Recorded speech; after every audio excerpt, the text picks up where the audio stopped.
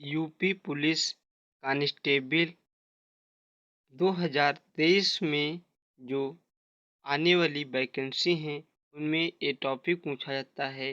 मानसिक अभिरुचि के अंतर्गत टॉपिक आता है जनहित। हम अपने टॉपिक की शुरुआत करने से पहले ये बताना, हमारे चैनल का नाम, जो हमारे यूट्यूब चैनल का नाम है लर्निंग विथ विपिन। आज इस टॉपिक की शुरुआत करने जा रहे हैं। जनहित एक व्यापक अर्थ वाला शब्द है जिसे सामान्य अर्थ में जनता के हित के रूप में परिभाषित किया जाता है। वास्तव में लोक नृत्य का बुनियादी मूल मंत्र ही जनहित है। लोक नृत्य का अर्थ है जनता का शासन। दूसरा पॉइंट है जनहित। जनहित का अभिप्राय व्यक्तिगत हित नहीं है, बल्कि एक बड़े समूह के हित से है, अर्थात जनहित सार्वजनिक हित का पर्याय है। जनहित की अवधारणा लोकहितवाद आधार भी हो सकता है। तीसरा पॉइंट है जनहित। जनहित समाज के हित के लिए है। यदि समाज लाभान्वित होता है तो व्यक्ति भी स्वतंत्र लाभान्वित होगा। चौथा पॉइंट है लोक नृत्य में इस बात का विशेष रूप से ख्याल रखा जाता है कि अल्पसंख्यक वर्ग एवं कर्मचारियों कमजोर वर्ग के लोगों का बहुसंख्यक वर्ग के लोगों के द्वारा शोषण न हो। अल्पसंख्यकों के हितों की रक्षा करना लोक नृत्य का विशेष द्रव्य है। भारतीय संविधान के भाग 3 के अलावा भाग 4 अनुच्छेद 36 से 51 तक जनहित की रक्षा के लिए विशेष प्रावधान दिए गए। पांचवा पॉइंट है अल्पसंख्यकों के अधिकारों का संरक्षण हर हाल में लोक नृत्य के अंतर्गत होना चाहिए। अल्पसंख्यकों के हितों का संरक्षण भी जनहित का हिस्सा है। जनहित मानवाधिकार से भी जुड़ा हुआ है।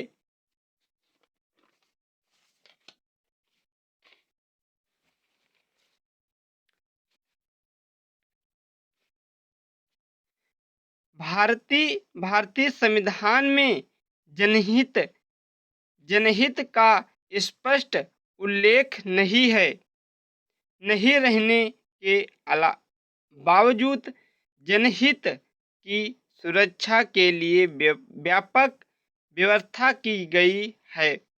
उच्चतम न्यायालय समय समय पर जनहित के विभिन्न मुद्दों पर सरकार को सार्वजनिक हित को बढ़ावा देने के लिए निर्देश जारी करती रहती है। One liner question answer.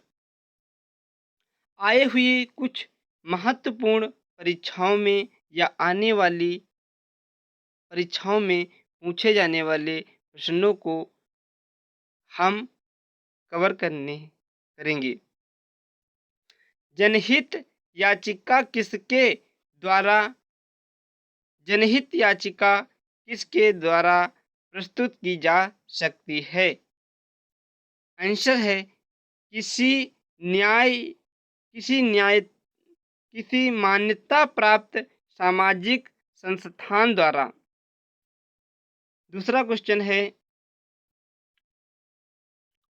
सर्वोच्च न्यायालय में जनहित याचिका भारतीय संविधान के किस अनुच्छेद के अंतर्गत प्रस्तुत की जाती है? तो अनुच्छेद 32 के अंतर्गत प्रस्तुत की जाती है।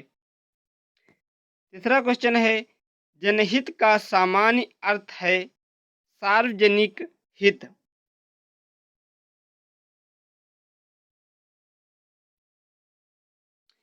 चौथा क्वेश्चन है, जनहित का मूल उद्देश्य क्या है? सामाजिक न्याय। पांचवा क्वेश्चन है, भारतीय संविधान के किस भाग में मूल अधिकारों की चर्चा है? तो भाग 3 में। अब ऑब्जेक्टिव प्रश्न भी कुछ कवर करेंगे, जैसे जनहित याचिका की अवधारणा की उत्पत्ति किस देश में हुई? तो अमेरिका देश में हुई। जनहित याचिका संविधान के कौन से भाग में है? ए 2, बी 3, सी 4, डी 4A। तो सही क्वेश्चन होगा बी का 3। जनहित का मूल उद्देश्य क्या है? अंतर्राष्ट्रीय हित, बी है राष्ट्रीय हित, डी है निजी हित, सी है सार्वजनिक हित। तो इसमें सही क्वेश्चन होगा सार्वजनिक हित।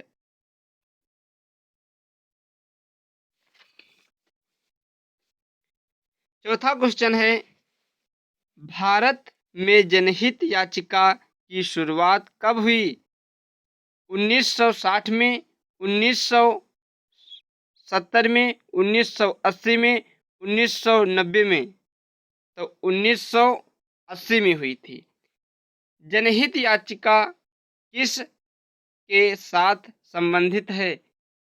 ए है न्यायिक सक्रियता, बी है न्यायिक समीक्षा, सी है न्यायिक हस्तक्षेप, डी है न्यायिक पवित्रता। तो क्वेश्चन इसमें सही होगा न्यायिक समीक्षा, बी क्वेश्चन सही होगा। छठा क्वेश्चन है, सार्वजनिक उपद्रव एवं सार्वजनिक असुविधा का प्रावधान भारतीय दंड विधान में विद्यमान में किस धारा में वर्गीकृत है? धारा 268, बी है धारा 283, सी है धारा 280, डी है धारा 284। क्वेश्चन जो सही होगा धारा 268 के अंतर्गत होगा।